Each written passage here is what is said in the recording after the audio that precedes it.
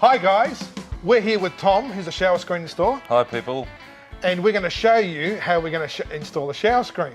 Now, in this particular case, the shower screen we're putting up is actually not in a home, it's actually in a shop.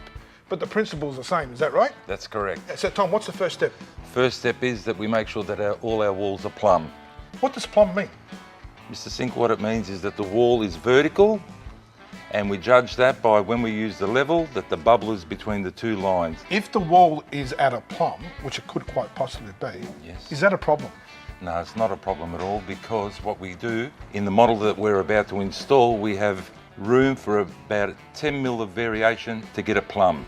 We have our shower screen here. Now, this particular shower screen is already pre-packed with everything, is that correct? That's correct. Now, we've got it lying flat on the floor for a reason.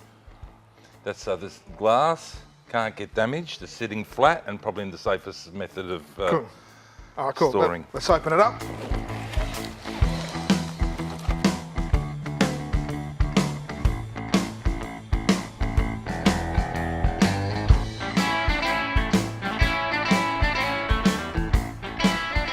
Now, in a normal circumstance, what we do is when we install the shower screen, we install it to the front of the shower base. But in this particular case, there's no shower base. So we're just going to put it up, and we've got our measurement here already. So we put that there to the measurement there. So what's the actual step that it's really important once we do this? Well, we've measured for the screen where it should sit. Now have our stainless steel channel in place. We have fixing points that we will fix it to the tiles, and by that we have to use our spirit level again, and it must sit plumb. Now, we checked the plumbness this way before. Now we're going to check it this way. That's correct. All right, cool. So let's check for plumbness. Just place the spirit level up against it. We've got to make sure that the bubble sits between the two lines here. Now, with the screws and anchors that have been supplied, we're going to actually screw it in.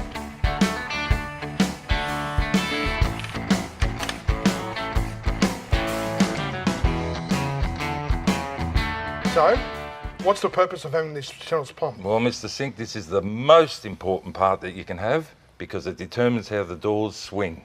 Okay, well, this particular shower screen is a semi-frameless shower screen, meaning it's only got frames around the ends, and the door is frameless. Correct. First step is to put the front in. We've got to slide this front into the channel that's fixed to our wall. Right, so how's that done? Well, what we do, I'll just jump in on the inside here, and we lift up the bottom, and we try and slot that into the bracket.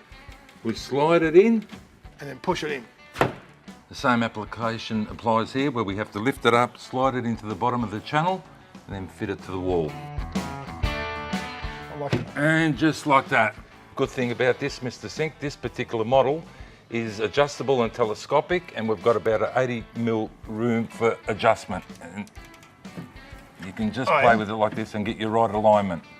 Next step, what we do, we get our corner bracket, attach it to our top rail on the front panel, and slide it into the side section. And screw it in. And then we have to screw it in from on top.